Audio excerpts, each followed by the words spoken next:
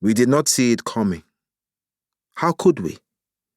For I was born in the hinterland, in a small village surrounded by African rainforest, not far from Onitsha and the Niger River, into a world that seemed so far removed from the war and all that it brought to us and our generation. Looking back, I remember our shrieks of joy as we ran naked in the rain, our infantile faces blinking at the sky.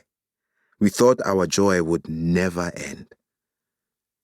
I remember the heavy scent of ripe cashew fruit as we walked along the dead paths, chatting as we ventured between compounds. The sweetness of Rose's father's guava fruit. We gorged on its pink stickiness when it was in season. I remember the exhilaration of picking big fat snails in the wet season to take home to our mother's cooking pots. I remember our aunties, for we had many in those days, bent low, their heads bobbing as they swept their yards. I remember our aunties, for we had many in those days, bent low, their heads bopping as they swept their yards clean. A group of neat parallel lines left on the ground which went all the way to the village center on market days.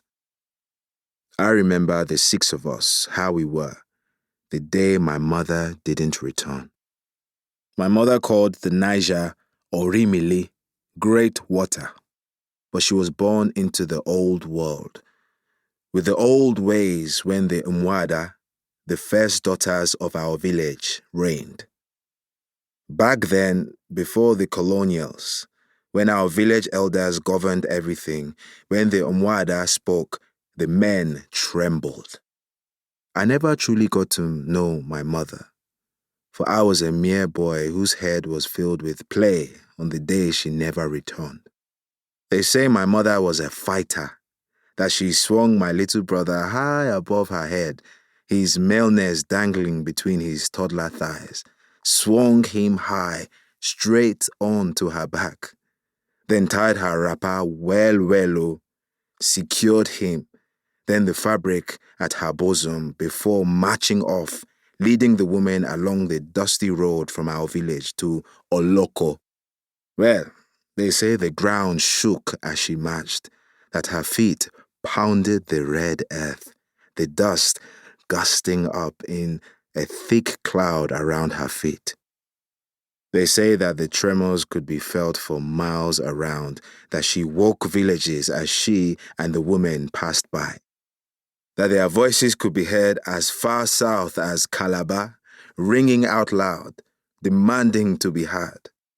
And some women from those villages they passed stopped in mid-action, in the middle of pounding beans for breakfast or sweeping the yard, held their heads still, listened, and without hesitation put down the pounder or the broom in their hands, began to bark out instructions to the rest of their household.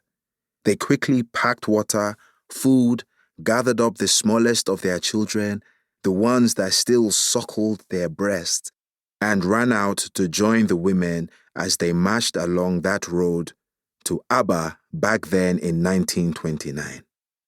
My mother was away for some time, had traveled south with the rest of the protest against the threat of more tax, a direct tax on women implemented by the colonials after the Great Wall Street crash. Thousands of women went protesting, demanding their right to greater representation in the new system. No one expected it to turn into a 2-month war, least of all my father. They say my mother came from a long line of fighters, warrior-like women, that she could silence the village council with just a stare, that she was raised in the old ways before Mr. Kitson discovered coal instead of silver, before Lord Lugard, before the North was joined to the South,